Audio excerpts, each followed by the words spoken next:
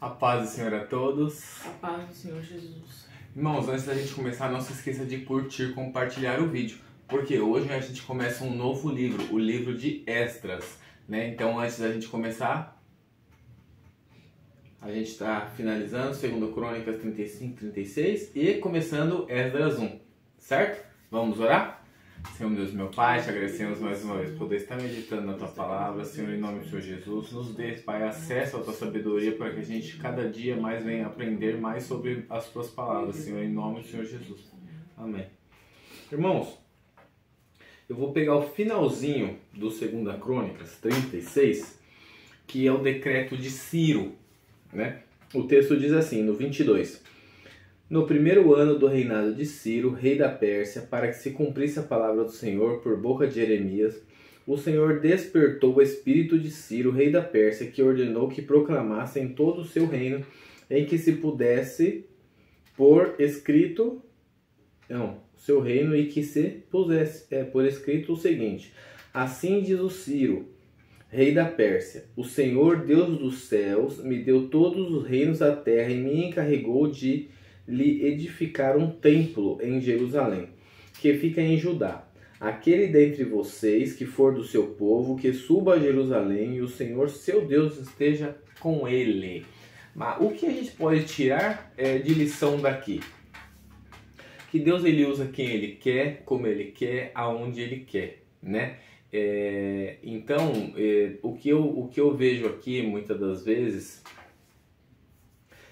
tem até um ditado popular que diz assim: o que me preocupa não é o barulho dos maus, mas é o silêncio dos bons, né? Porque aqui, nesse momento, ele está usando um ímpio, um gentil, alguém de fora, de outro reino, para reestruturar Jerusalém, reformar, reconstruir o templo ali, reconstruir o templo não, edificar, né, o templo, porque não tinha mais ninguém ali que pudesse fazer, né, porque todos eles corrompidos. O último rei aqui foi Zedequias, último rei, e depois de Zedequias foram para o cativeiro, né? Porque ali teve o reinado de Joaquim aqui no versículo 9 também, que foram coisas bem ruins que ele fez, a ponto dele só ficar 3 meses e 10 dias como rei, né? Então Deus cumpre ali o que fala para Jeremias, que ele vai mandar o povo para o cativeiro, porque o povo era muito desobediente, né? A palavra certa, o povo era muito desobediente, né? E a gente vê até que quem é de fora às vezes tem muito mais prudência do que os filhos de Deus, do que os filhos da luz, né? Então a gente vê que Jeremias ele fala muito com o povo, né? Quando a gente chegar lá no livro de Jeremias, a gente vai ver várias profecias e várias coisas. Deus usa Jeremias para falar para o povo e o povo não dá ouvidos, né? Mas aí, se a gente for ver, assim que ele fala com Ciro rapidamente já pega, separa ali os escribas, manda fazer um decreto, assina, né? Já é obediente, né? Logo de primeira. Então, muitas das vezes a gente vê que as pessoas que deveriam ser sábias, deveriam andar no caminho, né, elas são mais desobedientes do que os de fora, né, do que os filhos das trevas.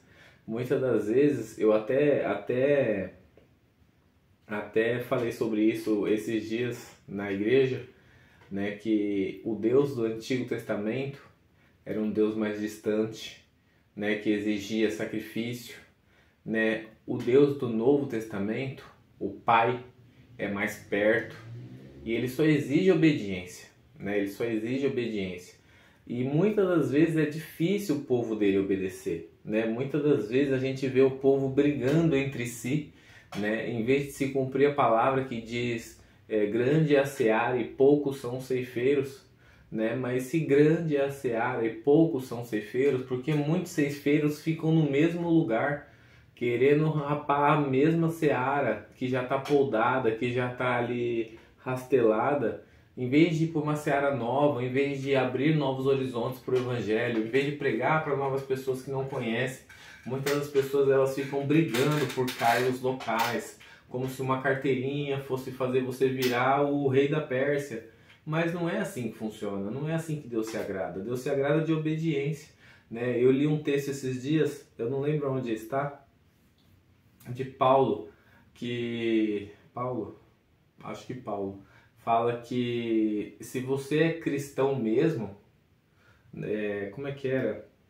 Se vocês vão a um tribunal humano, significa que vocês já estão fora do Evangelho. Não eram essas palavras, mas era sobre isso. Então, se a gente chega a um tribunal, significa que a gente já está fora do Evangelho. Por quê? Porque se você realmente segue a Cristo, você tem que dar outra face. Assume o prejuízo, diz o texto. Né? Por que não, então, não assume o prejuízo? Né? E deixa que seu irmão vá em paz. Né? Então, muitas das vezes a gente fica nessa guerra, nessa batalha, e o que eu vejo de Ciro aqui, que foi um grande rei, é a obediência. Quando ele fala, o Deus dos céus me deu todos os reinos da terra, né? Apesar de que, se a gente for olhar no mapa, hoje ainda tinha muita terra para eles explorar, né? Todos os reinos da terra ali em volta, eles tomaram tudo, ele teve um grande exército, né? A Pérsia foi um grande reinado, né? Foi sucessora de Nabucodonosor com a Babilônia, e a Babilônia em si já era um grande reinado. Então pensa em algo para derrubar a Babilônia, seria a Pérsia. Então a gente fica com essa lição de hoje. Quer acrescentar alguma coisa nessa obediência aqui? Não. Seja obediente, seja prudente. Né? Os filhos da luz, o filho da luz é você, não é o vizinho. Se o vizinho não é crente, a obrigação de ser sábio é sua. Se o vizinho não é cristão, a obrigação de conhecer as escrituras é sua. Abra a mão, entregue as possibilidades, dê a outra cara a tapa, tá tudo bem.